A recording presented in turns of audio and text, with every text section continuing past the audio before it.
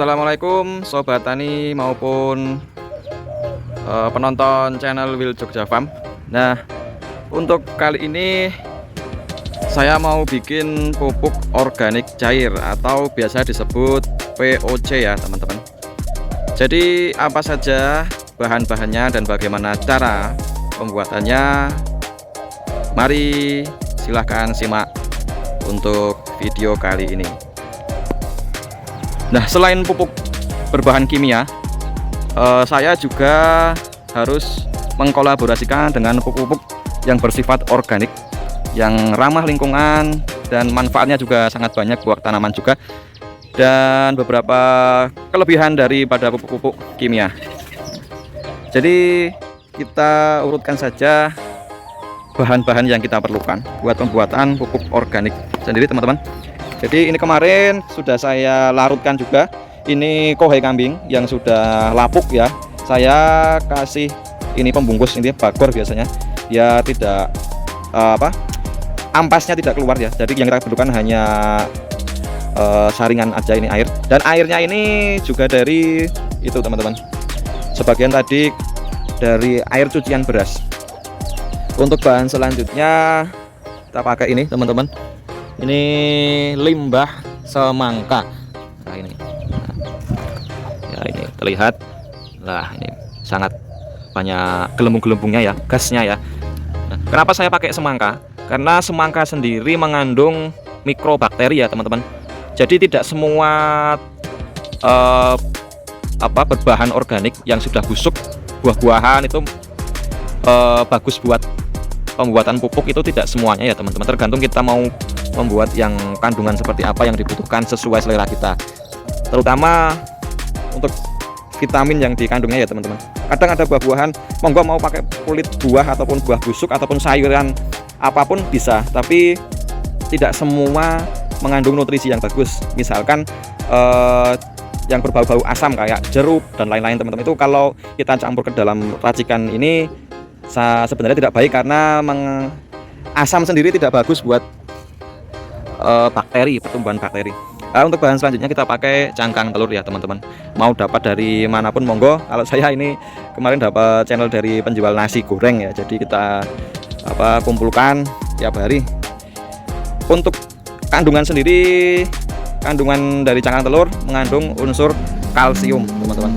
Jadi tanaman itu pada umumnya itu yang dikenal di pasaran itu hanya unsur NPK ya teman-teman. Pupuk NPK itu ada nitrogen, fosfat maupun kalium. Nah, sebenarnya tanaman itu juga membutuhkan beberapa unsur-unsur lainnya. Jadi tanaman itu ada dua unsur kebutuhan ya, ada makro dan mikro. Jadi unsur makro sendiri kayak NPK tadi, dan sebenarnya masih banyak lagi kayak ini contohnya kalsium, magnesium, sulfur dan lain-lain. Nah, untuk mikro apa saja ya, kayak semacam boron maupun silikon maupun dan lain sebagainya ya teman-teman. Jadi saya memilih cangkang telur karena kandungannya sangat bagus. Nah, selanjutnya kita pakai ini air cucian beras. Ini vitaminnya sangat banyak banget teman-teman kegunaannya. Jadi kita wajib juga pakai ini. Untuk selanjutnya, untuk bahan-bahan pengurai atau bahan pakan bakterinya, kita memakai pertama ini ya, ini garam krosok ya. Ini sangat bagus, unsurnya yodium ya, sangat bagus juga buat akar, terutama unsur hara tanah, karena untuk menetralkan juga untuk perkembangan akar maupun jamur dan lain-lain, itu bisa dihindari dengan ini ya teman-teman. Selanjutnya kita pakai ini wajib, ini E4, ini pengurai bahan-bahan yang kita olah nanti ya teman-teman. Selanjutnya ini adalah molase atau tetes tebu. Tetes tebu sendiri berfungsi atau berperan sebagai pembangkit energi mikroba atau bakteri, dan sebagai bahan pakannya dia ya, sebagai pembangkitnya dia, nutrisinya dia. Jadi kita juga perlu memakai molase atau tetes tebu, atau untuk bahan lain bisa memakai gula maupun gula Jawa yang dilarutkan juga bisa. Oke, proses selanjutnya ini kita haluskan dulu cangkang telurnya biar memudahkan untuk penguraian nanti ya. Lebih halus lebih bagus, syukur bisa kayak tepung itu, tapi saya mungkin ya sedikit halus saja ya teman-teman. Oke, kita haluskan dulu ya teman-teman, ya lebih cepat penguraiannya. Jadi langkah pertama kita haluskan dulu ya teman-teman, ini telurnya, cangkang telur. Nanti kita pakai ini. Nah, ini kita halus.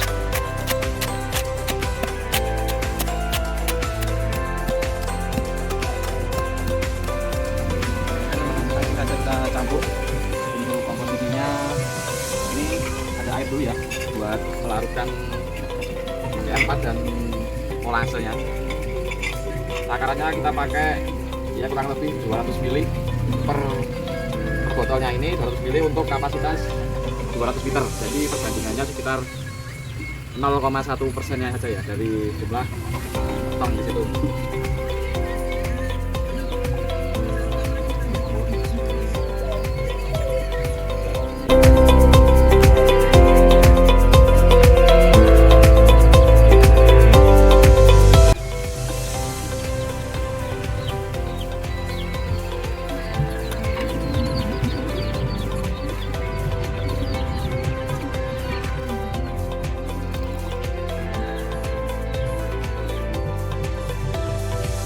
Biasanya didiamkan dulu sekitar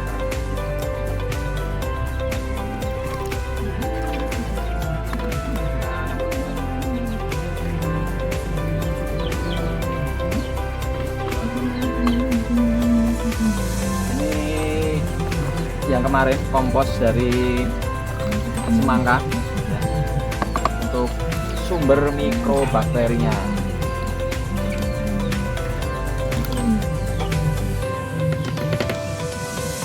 Pertama kita masukkan ini dulu,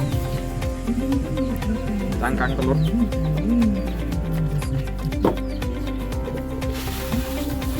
Kurang lebih 5 kilo. Oke. Kalsium.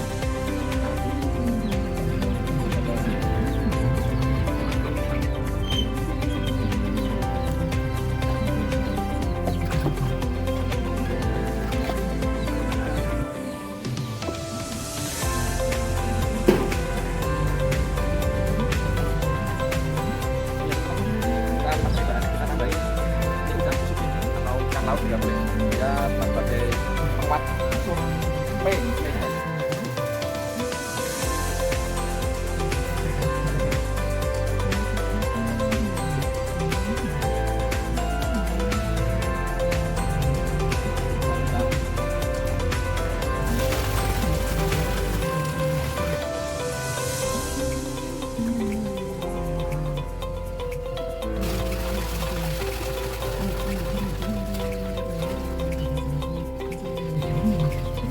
Lalu ini ya, air ikan beras banyak-banyaknya.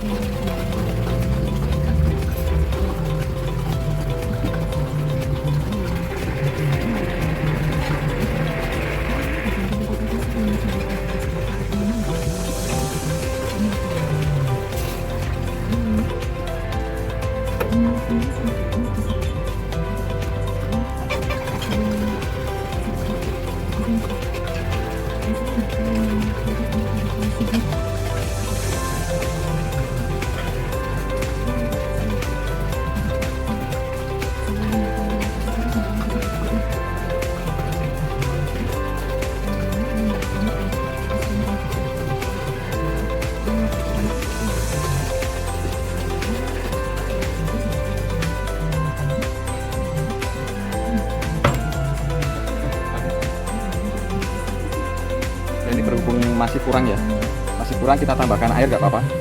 Tapi sebelum itu kita nunggu untuk itu ya,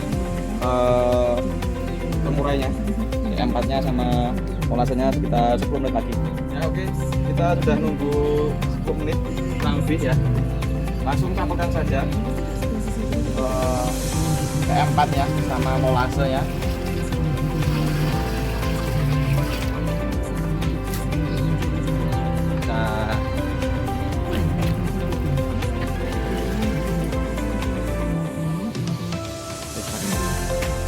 Karena masih kurang, kita tambahkan air ya teman-teman biar bisa penuh.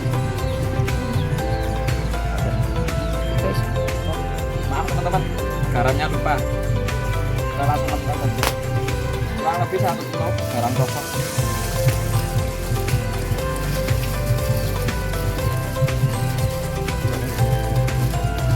Kita aduk terus sambil menunggu ya teman-teman.